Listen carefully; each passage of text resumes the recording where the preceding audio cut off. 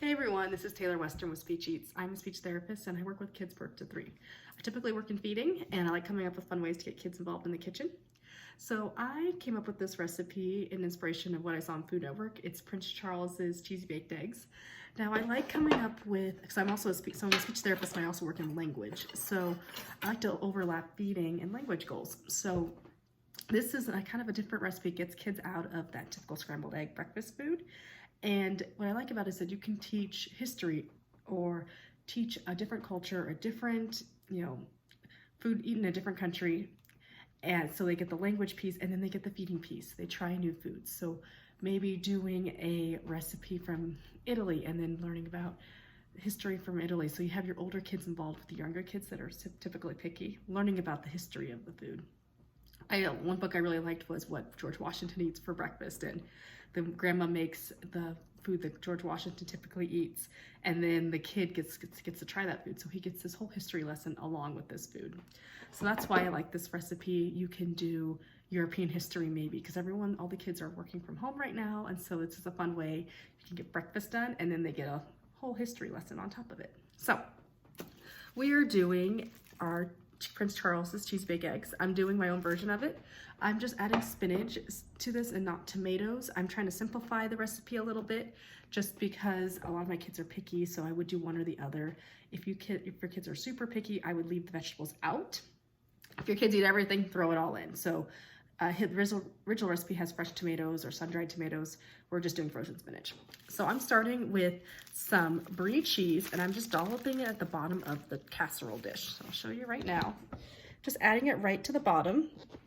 And what I recommend is, doing a cheese board night is a great way to have kids try a bunch of different textures and tastes. Their foods are also, it's self-serve, so kids are watching everyone else try the foods. And kids are, maybe tasting a food that was touching another food they normally wouldn't eat. Also, when kids learn to self-serve themselves, then they, learn portion control as well. And so, reason why I brought up doing a cheese board night, that's a nice fun family night dinner to do on maybe a Saturday night and do movie night. And then this is a great breakfast food to have on Sunday morning for brunch, because then you can use leftover cheese. It doesn't go bad, because a lot of times I have a ton of leftover cheese after I make a charcuterie board. So again, I'm just taking the cheese and spreading it right in the bottom of the pan. This is a super simple dish. And it's really delicious. You can do, you don't have to do tomatoes or spinach. You can do, peas, whatever you have in your cabinet. I like, using whatever, it's the end of the week and you have lots of produce you got to get used. This is a great way to do that. You're using bell peppers. So I added a bunch of just leftover soft cheese, any type of soft cheese. You can even try cream cheese on this.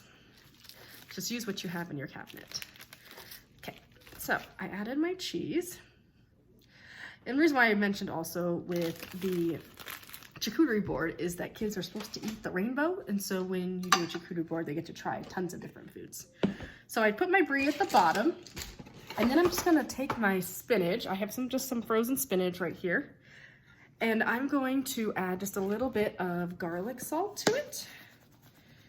Here, I'm just gonna stir that in. I want everything to be seasoned. And then I would do pepper, or I like this. It's just that peppered crunch, or it's like it's called the chili onion crunch. It's at Trader Joe's. I love it. I put in everything. But if you don't have that, just do pepper or red pepper flakes. If you have younger kids, it's spicy. I like spice, but again, younger kids maybe just do pepper and salt. I added that in. I'm just dotting that right on top. I'll show it to you right now. So I'm adding that right on top of our eggs. This is also just a nice thing if you have a bunch of people over, for the holidays or just visiting for the summer break right now. And to help your kids get involved, what I also like about this is the kids can help, it's what's nice about the brie is that it's wet, it's a different texture. The kids can take turns of breaking up the cheese, so it's on their hands, they smell it, and then it's kiddos who are sensitive to smell and texture. This is just a nice way where they're kind of like a Play-Doh.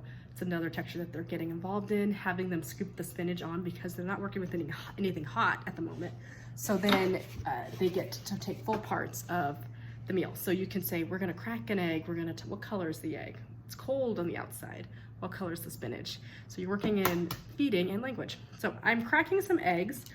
The recipe is really for one. I'd like to crack a few, especially if you have younger kids or you have a whole family to feed. So I did about 2/3 of a whole thing of brie, and then, because I had already started eating it, again, it was leftovers. And then I took about a cup of spinach and put it at the bottom of our dish. And then I'm gonna crack about 4 eggs right onto our pan. Okay, so I'll show you right now. So we got 4 eggs. You can do 4 or 5. I'm just doing 4. And then I'm gonna take, you can do, I think the original recipe had heavy whipping cream. I just have half and half. So I'm just putting some half and half, and I'm gonna pour it right on top of our eggs. And then we're gonna season it. So we got our eggs right here. Just pour that right on top. And then it's gonna be like a custard. So then we're gonna take just some, if you have Parmesan, everyone has Parmesan. I'm using Pecorino Romano. It's a little bit more of a funky cheese, but I'm just gonna sprinkle that right on top. Would also be nice if you added some nutmeg to this. You can do that. And then I'm gonna take some shredded mozzarella cheese and sprinkle that on top. I'll show you what it looks like. So I sprinkled just some Parmesan or Pecorino Romano. You can do Parmesan, just some shredded mozzarella cheese. Again, I used a cheese board last night, so I had to have these mozzarella balls, but again, use what you have in your cabinet. Try using shredded cheddar cheese. It's really just, you wanna put some soft cheese at the bottom and then just take some harder cheeses on top. So I'm just putting those right, just gathering them right in the middle of our casserole dish. And then, and you know, again, with the language, you could say, you could have your kids pull it out of the wet liquid. You could talk about what shape it is, what color it is. Just really expanding that language and that feeding knowledge. And then that's really it. I'm just gonna take some chili flakes and put them right, sprinkle them right on top. Okay?